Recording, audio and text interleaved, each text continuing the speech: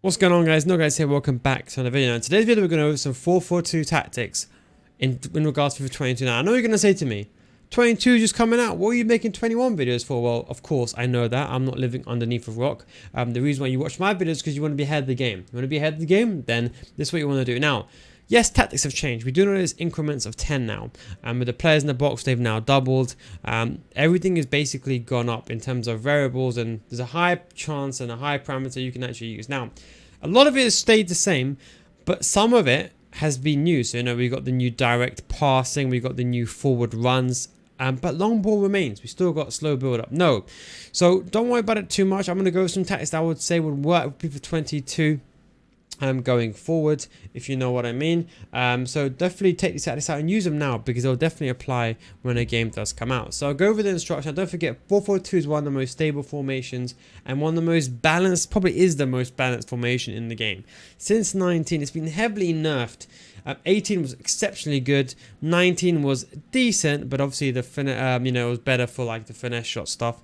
But this will change over time. So let's go straight into it. So one striker on stay central, stay forward. Now use this and trust me. Stay central, stay forward, and get it behind.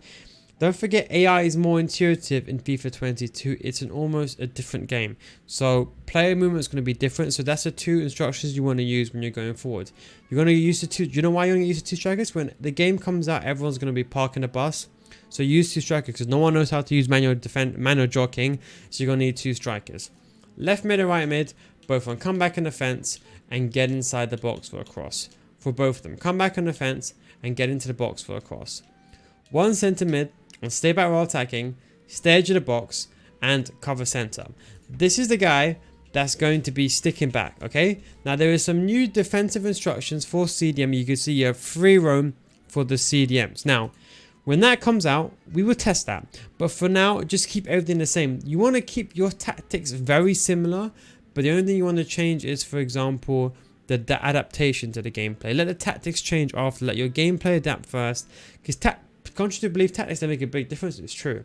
But at the end of the day, if you're a top tier player, it doesn't matter what tactics you use, you can play with anything. Here we got again, get into the box for a cross and then cover center. This player is going to be kind of going forward. So your defensive player will be sitting back. So in a situation here, you can see I got Thiago, so I will just swap them around.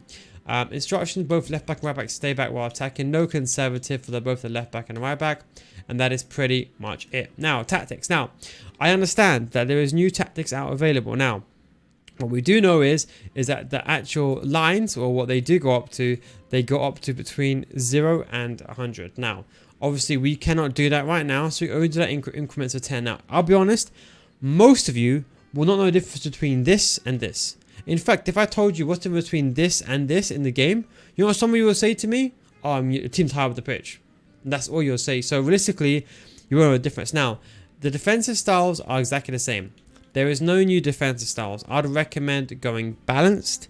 If you want to, and that's because you're really strong with manual jockeying, and this is not a good thing, but if you want to pressure on heavy touch is a good way of pressing the ball sporadically, okay? The width, we're going to move this up to 6. We're going to be a bit more wider, a bit more further apart, a bit more wider, easier for us to get the ball. The depth, we are going to leave this on 5, just because it's a balanced system. Yes, I know when the game comes out it will change, but no one's going to be using a depth of 10.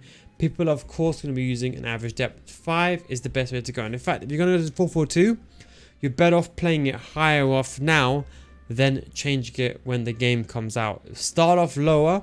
No, sorry. Start off higher and then work your way lower, because that way, if you go like this when a game comes out and you go drop back, yeah, you'll concede less goals, but you're not going to have fun. You're not going to win any games. Let your gameplay do the talking. So I would say leave this on 5.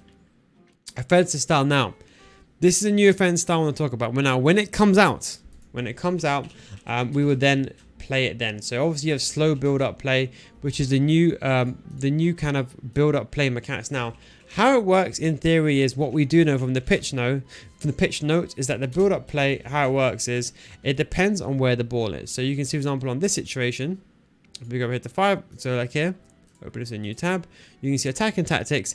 It's the first half of the pitch. So the first half of the pitch is when the offensive build-up play tactics will take into account. So as you can see, there's balanced, which is normal. There's slow build-up, long ball, and fast build-up play. That is for the first half of the pitch. See? Before, the offensive style was for generally the entire game. Do you see that? Whereas now, as you see in a highlighted zone, is just for the first half. Then, if we scroll down, we can see the slow build-up plays are an option. So if you like to play slow in the first half, you're fine.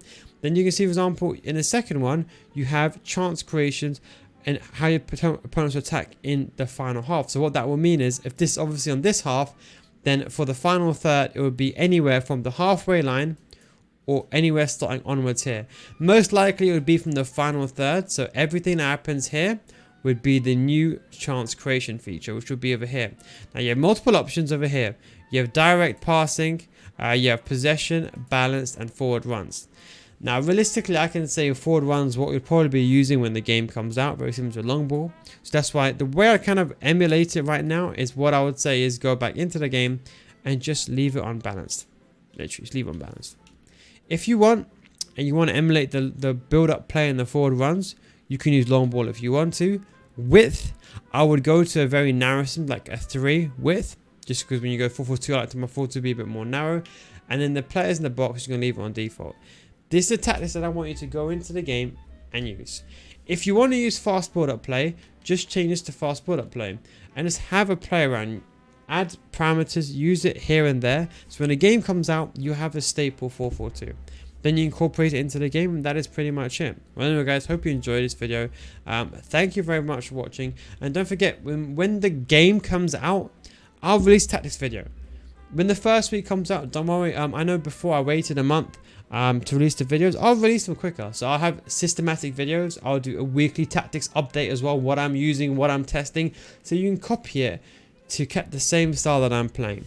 And don't forget, at the end of the day, it all just depends. Yes, I know, for example, slow build up might be feasible, but now the benefit is that if you're doing slow build up play, if you like to build up very, very slow in the first half, you can go ahead and do that. So up to getting the ball to the halfway line, if you want to, you can build up very, very slow.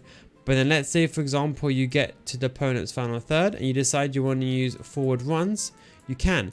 Because the issue is, when you have the ball in a final third, there's no movement over here.